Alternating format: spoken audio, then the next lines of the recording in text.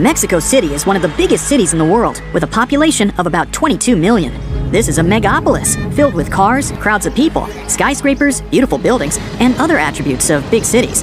That's why it's hard to believe that, right now, the city is slowly sinking into the ground. Mexico City was founded by the Aztec Indians in the early 14th century. At that time, it had a different name. The Aztec capital was surrounded by a large lake. Much later, the city was renamed Mexico City and turned into a huge metropolis.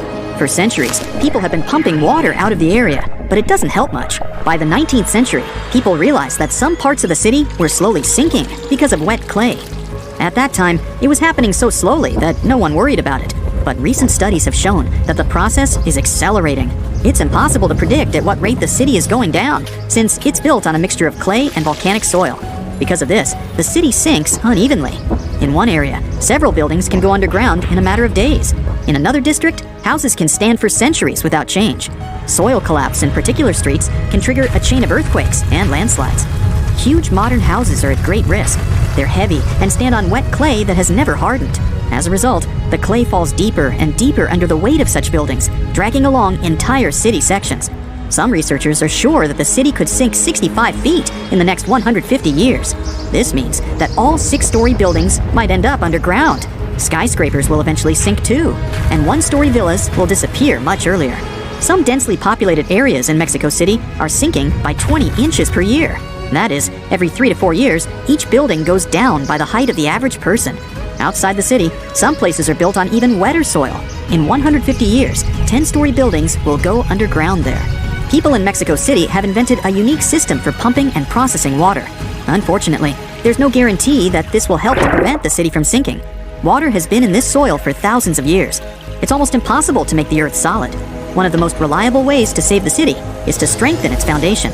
This task will require a huge amount of concrete. But even this artificial hardening of the soil may not help.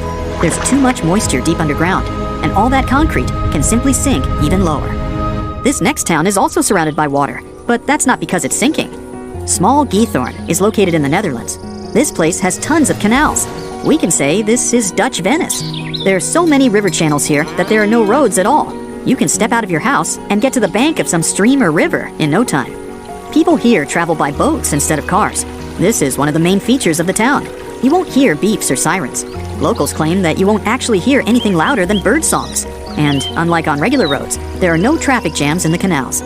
But even if the town didn't have its amazing water routes, it'd still be lovely. Beautiful cozy houses, small bridges, lots of plants, colorful flowers, and trees. Then there's the island of Burano in the Venetian lagoon.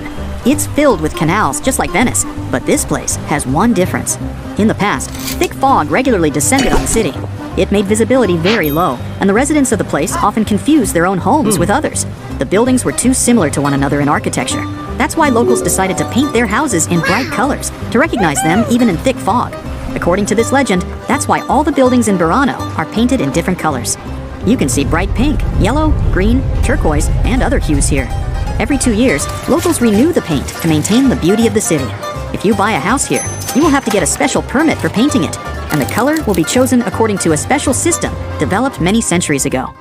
Our next town is one of the most unusual in the world. You're in cold Alaska, heading to Whittier. A long tunnel is the only entrance to this place. As soon as you go through it, you find yourself in a strange place. It's very cold here. Strong winds are blowing, and it's snowing heavily. The streets are empty. You don't see any locals.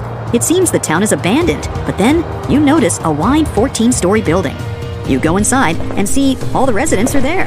Whittier's population is about 220 people, and they all live in one building. In addition to residential apartments, inside you can find stores, a police station, a library, and a cafe. Imagine going to your office a couple of floors beneath your home, and the store is just next door. There's a post office on the first floor, next to the entrance. But the coolest thing is the view from the windows. You can see the incredible beauty of the snow-covered mountains. You aren't likely to notice the next small town if you don't know what you're looking for. Everything, houses, cafes, a post office, and other buildings, is all underground. You can only see pipes pouring out smoke protruding from the ground. Welcome to Coober Pedy, Australia. In addition to the pipes, there are warning signs everywhere. They inform you about inconspicuous holes you can fall into. Go inside, and around you, you'll see soil instead of the regular walls and wallpaper. But this isn't the only unique feature of this place. Most of the opals you can buy from all over the world are mined in this city. In 1915, opals were first found in the soil there. Since then, people have been coming here to search for these precious stones. There are no mining companies here because you can't determine the presence of opals by exploratory drilling. To find an opal, you simply need to dig and look around. People come here, rent some land, and build houses right in the ground. Let's finish our journey not in a city, but in the village of Kuldara in India.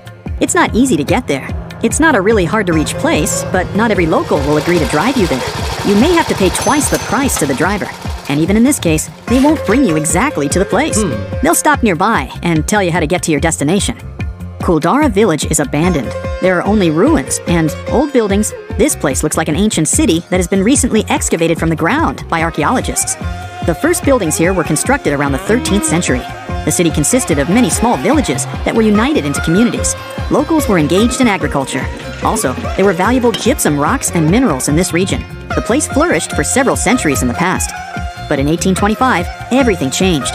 One night, the residents quickly got their stuff and left their homes. Overnight, Kuldara became abandoned. The most interesting thing is that no one knows why it happened.